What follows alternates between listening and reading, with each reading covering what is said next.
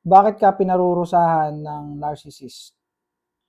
So, ang narcissist ay nang torture ng kanilang asawa, ng kanilang jowa, ng kanilang live-in partner, or ng kanilang anak, o ng kanilang katrabaho, ng kanilang tauhan sa workplace.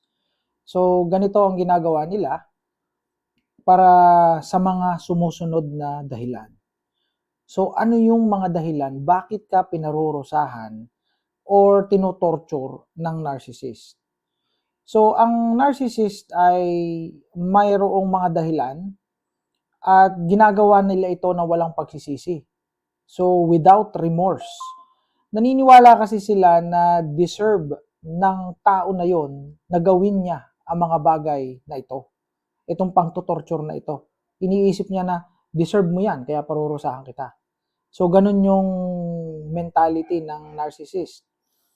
At naniniwala siya na gagawin din ito sa kanya kapag may pagkakataon ang kanyang asawa o ang kanyang kalibin o kung sino man ang kanyang gustong gawan ng masama o ng pang-torture na ito. So, iniisip niya na kung itong tao na ito ay clever, kung itong tao na ito ay may pagkakataon, gagawin din niya ito sa akin. Kaya uunahan ko na ito. Parurusahan ko na. Ganon ang nasa isip ng narcissist. So, unang dahilan kung bakit ikaw ay pinarurusahan ng narcissist to control. Pinarurusahan ka para ikaw ay makontrol. Ang datingan nito ay parang ikaw ay tatakutin, palalabasin niya na siya ang boss, siya ang may hawak ng buhay mo o siya yung nagpapaikot ng buhay mo. So, controller siya. So, kapag ka ikaw ay kanyang pinarurusahan, ito ay para makontrol ka. Kasi kapag ikaw ay kanyang pinarurusahan, pakiramdam niya na kontrolado ka niya o susunod ka sa mga gusto niya. So, punishment is control. Another one, number 2, para maghigante. Ang mga narcissist ay mapaghigante. So, hindi sila nakakalimot. Nasa memory nila yan. Ito ay gagawin nila. Itong pagpaparusa na to para maghigante. Another one, para ipakita sa iyo ang kanilang kapangyarihan, ang kanilang power, ang kanilang influence. So, ganun ang ginagawa niya. To show, no? Iparamdam sa iyo, ipakita na makapangyarihan ako. Kaya kitang parurusahan. Ganito ako kalupit. Ganito ako katindi. Parurusahan kita. So, kung ano yung nararanasan yung pagpaparusa sa inyong galing sa inyong asawa o kung sino man ang narcissist na inyong tinutukoy o ang inyong na-encounter sa pang-araw-araw ninyong pamumuhay, isa itong pag-demonstrate ng kanyang power, ng kanyang influence. So, yun. Another one, para ikaw ay sumunod. So, it's a matter of control din.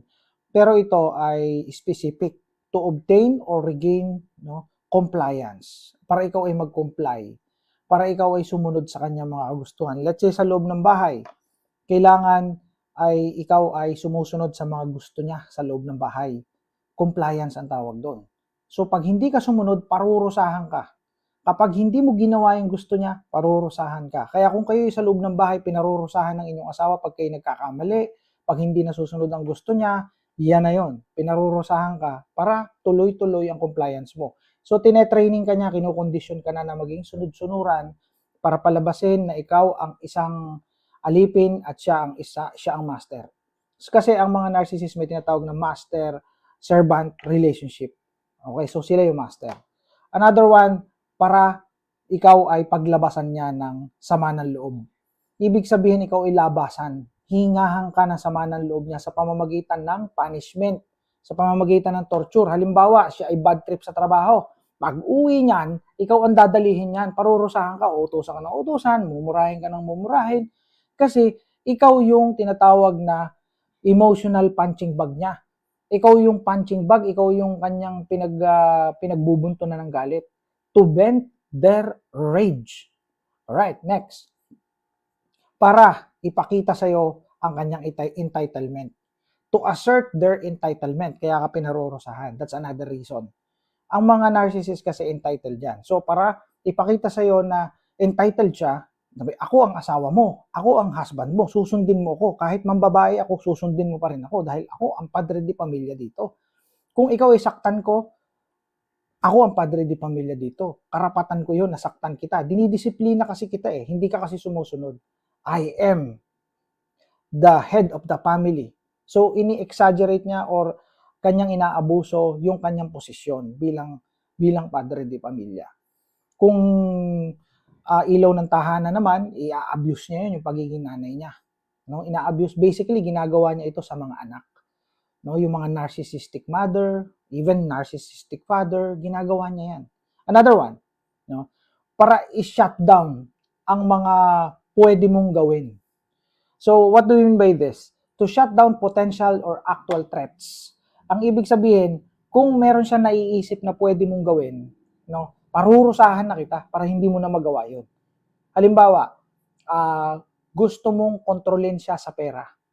Halimbawa ay ginagastos ng iyong asawa ang iyong savings o ang perang pambili ng mga pagkain o grocery o pambayad sa sasakyan o sa bahay, ginagastos niya. Ang gagawin niya, parurusahan ka na niya, uunahan ka na niya para magastos niya yung pera. So, ikaw ay mumurahin, ikaw ay mamaliitin, at kung ano-ano pang pagpaparusa para hindi ka na makapag-set ng boundaries sa financial. So, ikaw iyak ng iyak, hindi mo na naiisip na inuubos na pala sa sugal ng asawa mo yung pambayad ninyo ng bahay. Yun ang nangyayari dyan. Strategy yan, tactics yan. Another one ay para manalo. Ang feeling kasi ng narcissist kapag kayo'y mag-asawa, ikaw ay kalaban niya, ikaw ay kanyang katunggali. So, kaya kanya pinarurusahan para lagi kang defeated. Kasi competition ito Di ba pag may competition, kailangan may panalo? So, yun. Another one, para ipakita ang kanyang dominance. Para ipakita na siya ang mataas, siya ang magaling, siya ang the best, siya ang tama, siya ang tama, siya ang tama. Dominance. Okay, another one. Para irespeto mo siya. So, naniniwala ang narcissist na pag pinarurusahan niya ang isang tao ay ito ay magdudulot ng respeto. Another one, para manakot. Nagkikreate ng fear ang mga narcissist. Naniniwala kasi ang mga narcissist na ang fear ay kapaki-pakinabang sa kanilang control at manipulation para mapagalaw nila na parang puppet at sunod-sunuran ang mga tao sa paligid nila. Tinatakot nila ito. Another one, to deserve sadistic pleasure. So, anong ibig sabihin nito? Para yung kanyang kaligayahan ay mapulfill. Lumiligaya kasi ang narcissist kapag siya ay nakakasakit ng tao. Ang tawag dito ay sadista. So sadistic ang mga narcissist. And for those of you who are looking for knowledge, mastery, kung paano maiintindihan ng mga narcissist at makatulong at maproteksyonan ang inyong mental health sa mga ganitong klase ng tao, because we believe that we are surrounded by narcissists. Ito ang libro ni Thomas Erickson. Magandang pagkakagawa. Less than 200 pesos lang to. Check out nyo na yan. Maglalagay ako ng yellow basket or link dyan para mabasa nyo na ito. See you in my next content. Bye for now.